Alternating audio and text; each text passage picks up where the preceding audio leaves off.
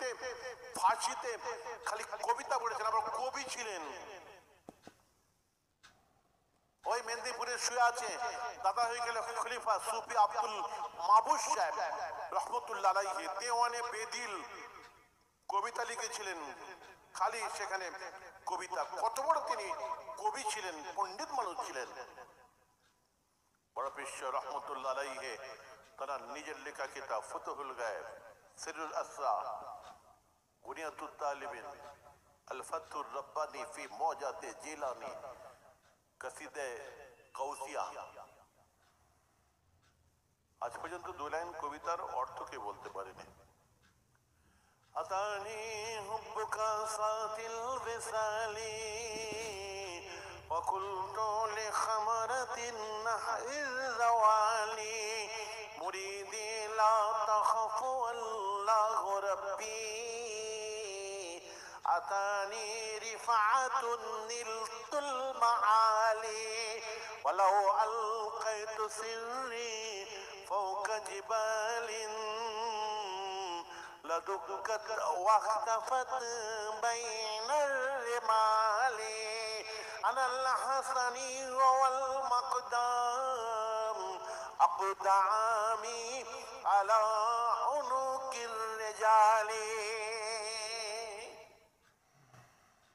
Professor রহমতুল্লাহ আলাইহি কাসিদা বলতে বলতে বলতে বলতে এসে শেষ বেলায় বলছেন আনাল হাসানিয়, আমি মায়ের দিক থেকে সৈয়দ, বাপের দিক থেকে সৈয়দ। আরবিতে যাকে নজিবুত তারফাইন বলে।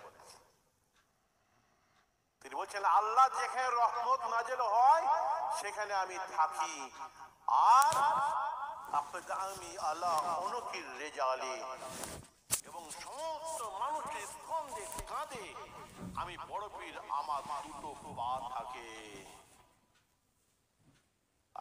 আরবি গ্রামারটা বুঝবেন, এখানে জামাত সেগা ব্যবহার করা হয়েছে, বহু বচন। অনুকির রেজালি, সমস্ত মানুষ বলতে আপনি যদি প্রথম জমানার মানুষ ধরেন তাহলে তাবেন, তারপরে সাহাবা, তারপরে নবী। তাহলে সাহাবাদের কাঁধে বড় পীর সাহেবের পা পড়ে যাচ্ছে। সাহাবাদের দরজা পৃথিবীতে কোনো মানুষ পাবে? আসহাবিকা নুজুমে বিআইহিম ইহতাদাইতুম কুল্লুহুম আদল।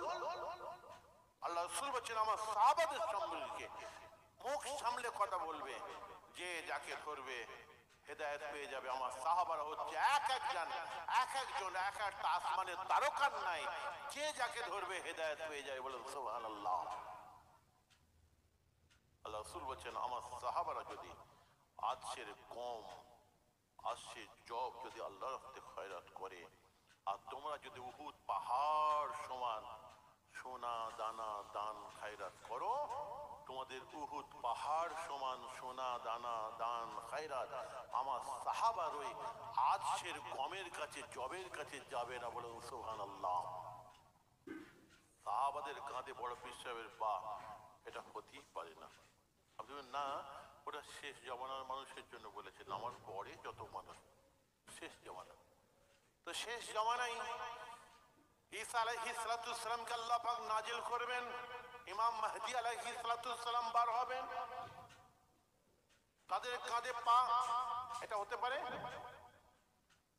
নবীর কাঁধে পা পড়ে যাচ্ছে, তাহলে বড় পীর সাহেবকে এটা বেকার কথা বললেন, বাজে কথা বললেন, একটা খামখেয়ালি কথা বলে দিলেন যে সমস্ত মানুষের কাঁধে আমি বড় পীর আমার দুটো পা। এটা বেকার কথা বললেন নাকি বাজে কথা বললেন? মাথা ঘোলা হয়ে যাবে, মাথা খারাপ হয়ে যাবে এদের এই সমস্ত কবিতার অর্থ করতে গেলে। কোন মুফতি সাহেব, মৌলী সাহেব, আলেম সাহেব অর্থ করতে পারে? যদি অর্থ করে থাকে তো সে আমাদের পীর মাশায়েখরা, ওলি আউলিয়ারা, তারাই অর্থ করেছেন। আপনার আমার পীর মুর্শিদ মুফতি আযম আলা হযরত মির্জা হুজুর পীর রহমাতুল্লাহ আলাইহি, যিনি ৮ ঘাট থেকে খিদিরপুর ডক থেকে একবারই জাহাজ ছেড়েছিল, আর সেইবারই মেজর হুজুর রহমাতুল্লাহ আলাইহি পানির জাহাজে হলদিয়া ডক হয়ে একদম বোম্বে হয়ে আরব সাগর হয়ে হজ পাকে গিয়েছিল, 2 মাস সময় লেগেছিল পানির জাহাজে। সেই বাড়ি মেজ হুজুর কেবলা হজ পাকে গিয়েছিলেন। বসিরহাটের আল্লামাহীন রুহুল আমিন রহমতুল্লাহ আলাইহি হুজুর দাদা হুজুর কেবলা জীবনীতে লিখছেন যে আমরা সকলে দাদা হুজুর কেবলার সঙ্গে গেলাম আটটম ঘাটে, খিদিরপুর ডকে। যখন মেজ হুজুর কেবলা রহমতুল্লাহ আলাইহি জাহাজে উঠে গেলেন, সবাই যখন বিদায় দিয়ে তুলে দিলেন জাহাজে, এবার যখন জাহাজ ছেড়ে চলে যাচ্ছে, তখন দাদা হুজুর কেবলা হাত তুলে দোয়া চাইছেন আর চোখ ভর্তি পানি নিয়ে সেই সময় বললেন, আল্লাহ আমার এলেমের জাহাজকে আমি দরিয়ায় ভাসিয়ে দিলাম, আল্লাহ আপনি হেফাজত করবেন, বলুন সুবহানাল্লাহ। এলেমের জাহাজকে আমি দরিয়ায় ভাসিয়ে দিলাম। আর দাদা হুজুর কেবলা বলেছিলেন, এটা কিন্তু জীবনীতে লেখা নেই, এটা মেজ হুজুর কেবলা আমার দাদা যান আমাদেরকে শুনিয়েছিলেন, আমাকে বলেছিলেন। যখন আমি জাহাজে উঠে চলে যাব, তার আগে খালি মনে আমার হচ্ছে যে আমি যাব, বাবাজি আব্বাজান আমাকে কিছু আমল কিছু দিচ্ছেন না তো, কিছু বলছেন না, কি যে করব বা কি, কোনো নসিহত, কোনো আমল। মেজর হুজুর বলছেন যে ঠিক চলে যাবে যখন, আমার গলাটা ধরে কানে কানে বলেছিলেন, বাবা আবু জাফর হজ ইত্যাদি করে মক্কা শরীফে, তারপরে মদিনা শরীফে গিয়ে 40 ওয়াক্তের নামাজ পড়তে হয়, 8 দিন থাকতে হয়। তো মদিনা শরীফে গিয়ে মসজিদে নববীতে বসে আল্লাহ নবীর রওজা শরীফের দিকে মুখ করে, পশ্চিম দিকে মুখ করে ওইখানে বসে ইলমে লাদুন্নির ফয়েজে তুমি বসবে, আল্লাহ পাক তোমাকে ইলমে লাদুন্নি দান করবেন, বলুন সুবহানাল্লাহ। আমি চাই আল্লাহ পাক তোমাকে জাহিরি ইলমে জাহাজ করেছেন, বাতিনি ইলমেরও বিদ্যা ভাস্কর জাহাজ করেন, ইলমে লাদুন্নি যেন আল্লাহ পাক তোমাকে দান করেন। সেই মুফতি আজম মির্জা হুজুর পীর কেবলা রহমতুল্লাহ আলাইহি দাদা হুজুরকে রহমতুল্লাহ আলাইহি এই একই কথা বললেন। দাদা হুজুরকে বলেছেন, আব্বাজান বড় পীর সাহেব রহমতুল্লাহ বলেছেন যে সমস্ত মানুষের কাঁধে আমি বড় পীর আমার 2টো পা থাকে। এটার অর্থটা তো বুঝতে পারছি না। সাহাবাদের কাঁধে, নবীদের কাঁধে পা পড়ে যাচ্ছে, বললেন আর কি একটা। দাদা হয়ে গেলাম মুচকে হাসলেন। এলমানা কথা হচ্ছে তো, বাপার ছেলে, জায়গা জমি, আগান বাগান পুকুর, দুনিয়াবি কথা হচ্ছে না, এলমানা কথা হচ্ছে, আলেমের দরবার, বুঝতে হচ্ছে না কথা। আমার ভাইরা, মুফতি আজম মির্জা হুজুর পীর কেবলা রহমতুল্লাহ আলাইহির মুখের দিকে যে আপনার আমার চশমে চিরাগ উলিল আমার মুজাদ্দিদ জামান দাদা হুজুর কেবলা রহমতুল্লাহ আলাইহি বলেছিলেন, ও বাবা আবু জাফর, বড় পীর সাহেব রহমতুল্লাহ আলাইহি যে বলেছেন সমস্ত মানুষের কাঁধের উপরে আমি বড় পীর আমার 2টো পা থাকে, ওইটার অর্থটা এইটাই হবে, যারা বড় পীর সাহেব রহমতুল্লাহ আলাইহির কাদরিয়া তরিকার মানুষ যারা হবে, বড় পীর সাহেব রহমতুল্লাহ আলাইহির কাদরিয়া তরিকা যারা মশ করবে, বড় পীর সাহেবের যারা ছাত্র হবে, তাদেরই কাঁধের উপরে বড় পীর সাহেব রহমতুল্লাহ আলাইহির 2টো পা, এইটাই বাবা অর্থ হবে। আমি আবু বকর যখন কাদরিয়া তরিকার নিসবত মুনাসিবাত দিয়ে যখন আমি মুরাকাবা করি, মুশাহাদা করি, ওই সময়ে আমার কাঁধের উপরে আমি চামড়া চোখে বড় পীর সাহেবের 2টো কদম মোবারককে দেখতে পাই। আজকে কে অর্থ করছে?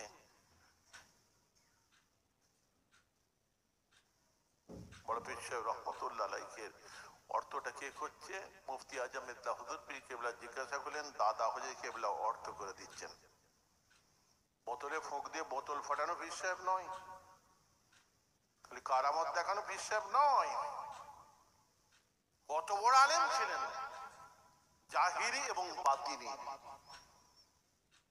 সৌদি আরবের হানাফি মাযহাবের মুহাদ্দিস আমিন রিজওয়ান সাহেব রাহমাতুল্লাহ আলাইহির কাছ থেকে 40টা হাদিসের কিতাবে সনদ অর্জন করেছিলেন, বলুন সুবহানাল্লাহ। মেজ হুজুর পীর কেবলা যখন টাইটেল পাস করলেন, দাদা হইকে বললেন, বাবা আবু জাফর, তুই তো টাইটেল পাস করে গেলে, কি করবে ঠিক করেছো? আল্লাহ চাকর হবে বা বান্দার চাকর হবে? তুই মাদ্রাসায় চাকরি করবে? বলো, আমি বলে দেবো কলকাতা আলিয়া মাদ্রাসায় তোমার চাকরি হয়ে যাবে। চাকরি করবে? মেজর হুজুর বলছেন, না আব্বাজান, আপনার যেটা মত, আমি আল্লাহর চাকর হব, আমি বান্দার চাকর হব না। দাদা হুজুর তখন হাসছেন, হ্যাঁ আমার এটা কথা। তবে শোনো, টাইটেল পাস করেছো মানে যেন মনে করেনি আমি বিশাল আলেম হয়ে গেছি, খালি এলেমের চাবিটা হয়েছে বাবা। এখন তো টাইটেল পাস করলে, মুফতি পাস করলে বাবা আর জমিনে পা থাকেনি, কি গরম। আর দাদা হুজুর কি বলছেন? এলেমের চাবিটা খালি হয়েছে বাবা, ওই এলেমের চাবিটা দিয়ে মাদ্রাসার দরজা খোলো, কিতাবের আলমারির দরজা খোলো, লাইব্রেরির দরজা খোলো, কিতাবের আলমারির দরজা খোলো, কিতাব বার করো, কিতাব বার করে মোতালা করো, তোমাকে ওসিউন নজর আলেম হতে হবে। আমি আবু বকর সৌদি আরবের মুহাদ্দিস আমিন রিজওয়ান সাহেব রাহমাতুল্লাহ আলাইহির কাছ থেকে 40টা হাদিসের কিতাবে সনদ অর্জন করেছি। তোমাকে আমি আবু বকর আমার কাছ থেকে 40টা হাদিসের কিতাবে সনদ অর্জন করতে হবে। 40টা খালি হাদিস না, হাদিসের কিতাব, বুখারী শরীফ, মুসলিম শরীফ, আবু দাউদ শরীফ, নাসাই শরীফ, ইবনে মাজাহ শরীফ, এই যেমন হাদিস, এইরকম 40টা হাদিস প্রথম থেকে নিয়ে শেষ পর্যন্ত আসমাউল রিজালের কিতাব থেকে সিফাত বয়ান করে শেষ করতে হয়েছিল সামনে, তবে একটা সনদ। তো মেজর হুজুর পীর রাহমাতুল্লাহ আলাইহি তানাকে দাদা হয়ে বলেছিলেন, দেখবেন ওই মাজার শরীফের উল্টো দিকে টালির ঘর আছে 3 কামরা, ওই পশ্চিম দিকের কামরায় মেজর হয়ে কেবলা থাকতেন, আপনার দাদা হয়ে কেবলা থাকতেন। আর দাদা হয়ে বললেন, আমার এই পাশের ঘরে এইখানে তুমি থাকো, আমার সামনে তুমি পড়াশোনা করো, জাহিরি এবং বাতিনি, আমি এইখানে তোমাকে তালিম দেবো। তো হিনে হায়াতে দাদা হয়ে কেবলা, মেজর হয়ে কেবলা জীবনীতে আছে, জবানের সুখে শুনেছি, দাদা হয়ে রহমতুল্লাহ আলাইহির কাছ থেকে তিনি 20টা হাদিসের কিতাবে সনদ অর্জন করেছিলেন, বলুন সুবহানাল্লাহ। তারপরে দাদা হয়ে ইন্তেকাল করেছিলেন। 20টা সনদ, আলেমের দরবার। দাদা হয়ে কেবলা খালি পীর সাহেব ছিলেন না,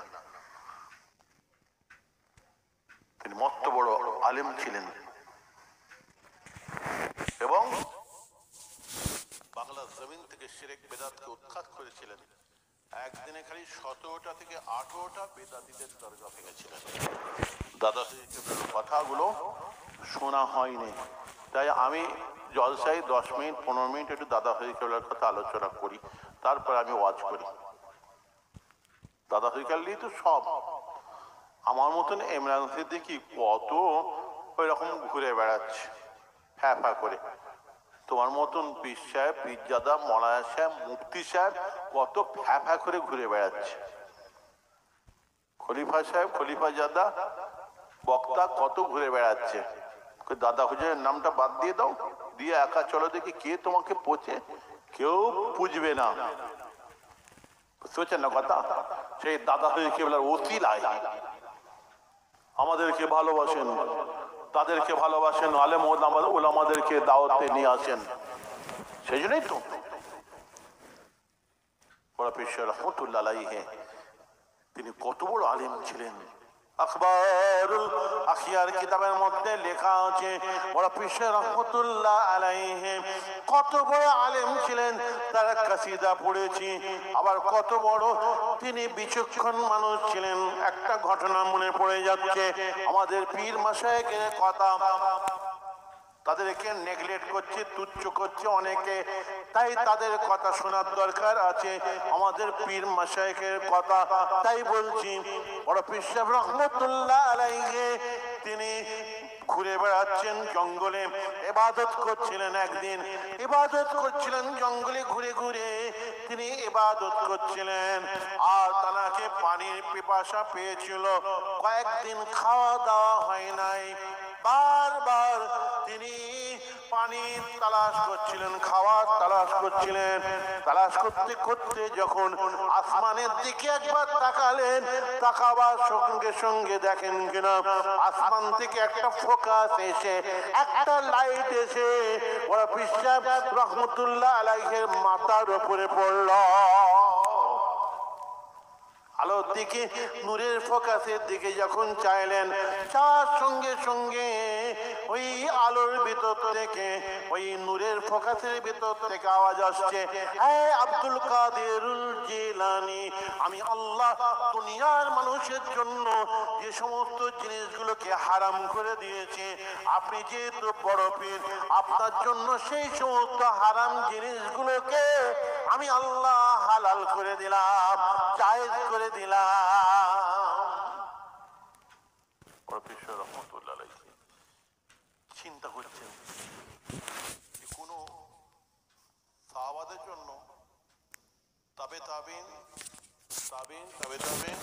পীর মাশায়েখ ইমামদের জন্য, ওলিয়া আউলিয়াদের জন্য এরকম কোনো বিধান নাজেল হলো না, কোনো এরকম কথা এলো না যে তোমার জন্য হারাম জিনিস হালাল করে দেওয়া হয়েছে, নাজায়েজ জিনিস জায়েজ করে দেওয়া হয়েছে। এ হতে পারে না, এটা হচ্ছে শয়তানি চাল আছে।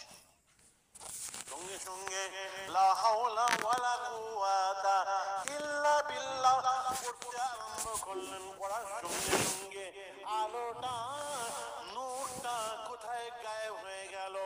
দেখেন কিনা ইবলিস শয়তান দাঁড়িয়ে আছে। এই ইবলিস শয়তান, তুই বেটা এখানে কি করছিস? তুই এই আলো দেখে চক্রান্ত করে আমার ইবাদত বন্দেগী, আমল, ঈমান নষ্ট করতে এসেছিস? ইবলিস শয়তান সেই সময় বলেছিল, এই বড় পীর আব্দুল কাদেরুল জিলানী, এখনই যে আপনাকে আলো দেখিয়ে, নূর দেখিয়ে এই যে চক্রান্ত করে আপনার ঈমান নষ্ট করতে এসেছিলাম, এই রকম আলো দেখে, এই চক্রান্ত করে আমি 71 জনের ঈমান নষ্ট করে এসেছি। এখনই আপনি 72 নম্বরে পড়েছিলেন, আপনাকে আপনার ইলম বাঁচিয়ে দিয়েছে।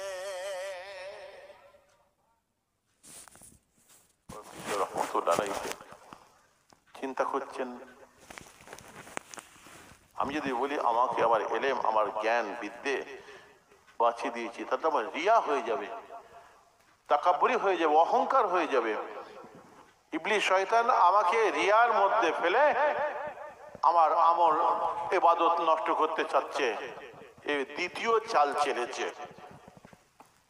সঙ্গে সঙ্গে আপনার আমার প্রাণে পেট দস্তগীর বড় পীর আব্দুল কাদেরুল জিলানী আল বাগদাদী রাহমাতুল্লাহ আলাইহি বলেছিলেন, এই ইবলিস শয়তান, আমাকে আমার ইলম বাঁচায় নাই, আমাকে আমার ইলম বাঁচায় নাই, আমাকে আমার জ্ঞান বাঁচায় নাই, আমাকে আমার আল্লাহ বাঁচিয়ে দিয়েছে। বড় পীর সাহেব রহমতুল্লাহ আলাইহির মতন শয়তানি চক্রান্ত যদি ইবলিস শয়তান আপনাকে আমাকে ফেলে, কোথায় যে তলিয়ে যাব আমরা, তার কোনো ঠিক ঠিকানা থাকবে না। বড় পীর সাহেবকে মানি, খাজা সাহেবকে মানি, কে তুমি? কে তুমি? কত বড় আলেম? সামনে এসে আমি দেখবো তোমার ইলম আর বড় পীর সাহেবের ইলম, আমি একটু মাপবো। বড় পীর সাহেব কটা কিতাব লিখেছেন আর তুমি কটা কিতাব লিখেছো? তার ইবাদত বন্দেগী, নামাজ, রোজা, আল্লাহর ডর ভয়, আল্লাহ আল্লাহ রাসূলের মহব্বত, তার আমল, তোমার আমল আমি মাপবো। তোমারটা বেশি হয়, তারটা যদি কম হয়, তোমার হাতে বেয়াত হয়ে যাব। আর যদি বড় পীর সাহেবেরটা বেশি হয়, তোমারটা কম হয়, তোমার মতন মোদি সাহেবকে এই হায়দার বিলিয়ার মানুষেরা সবাই ঠ্যাং ধরে ছুঁড়ে যে কোথায়